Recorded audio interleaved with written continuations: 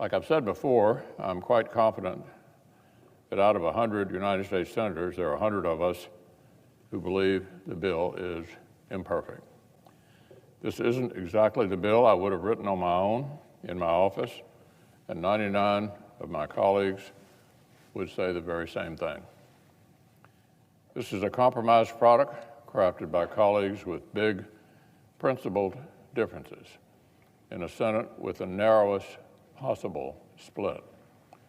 But in my view, what our early statesmen called internal improvement is a core government responsibility. The American people need roads, bridges, ports, and airports to build their businesses, build their families, and build their lives.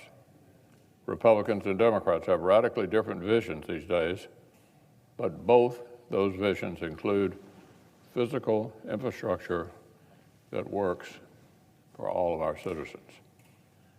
As the Kentucky Farm Bureau wrote to me recently, the investments this bill will make are not just necessary, in many cases, they're overdue. Our country has real needs in this area.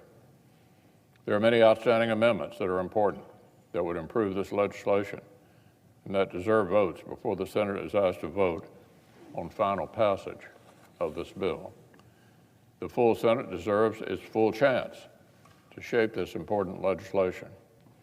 I hope senators can work together in a bipartisan way to get more amendments up and continue improving this important bill. Our colleagues on both sides deserve to be heard. Now, the Democratic leader has indicated that in a few days he will thrust the Senate into an ultra-partisan showdown over the staggeringly reckless taxing and spending spree that Democrats want to ram through later this year. The size and the scope of Chairman Sanders' socialist shopping list will make every disagreement we've had in landing the infrastructure compromise look like a rounding error.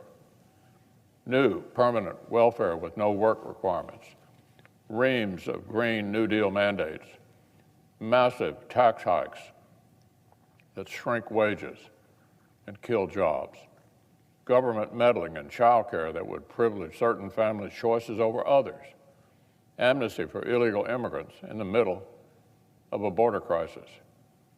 At a time Democrat spending already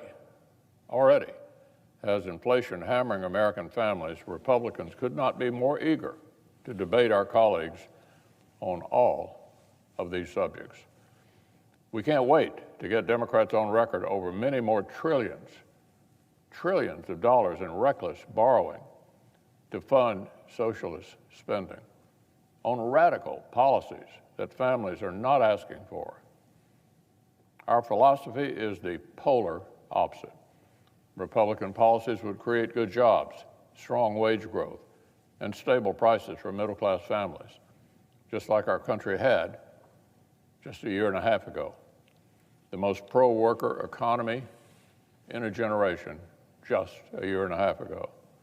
Republicans want to give working families the tools and the opportunities to build their lives that they want. Democrats want to force them to live the lives the Democrats want. The stakes in this debate could not be higher. And very soon, the country will see it aired out here, right on the Senate floor. The Democratic leader will be putting the full radicalism of the far left right here on this floor. He's making every one of his members vote on nothing less than Chairman Sanders' dream shopping list. Every American family will know exactly where their senator stands. Now, on one final matter, I've already discussed how the Biden administration has nominated a proud and proven opponent of Americans' constitutional rights to run the Bureau of Alcohol, Tobacco, Firearms, and Explosives. I don't think there could be any more evidence that David Chipman is the wrong choice to serve as the top federal administrator of firearms policy. He has a long record of hostility to lawful gun owners, a variety of complaints from those who've worked with him in the past. How could it get worse?